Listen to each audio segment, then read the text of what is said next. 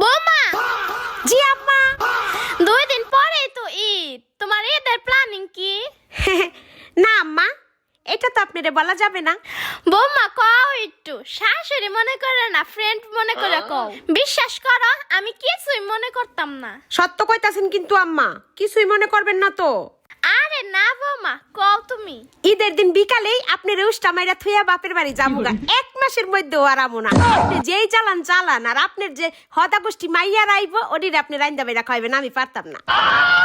আম্মা, এবার আপনার প্ল্যানিং কি? আপনিও কইয়া ফেলান।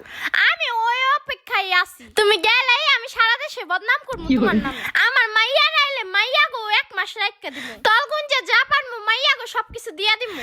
আর আমার পোলাই আমারে ফোন দিলে তোমার নামে এমন বদনাম করমু, তোমার লগে জানি খালি আমার পোলাই 1 মাস ঝগড়াই করে।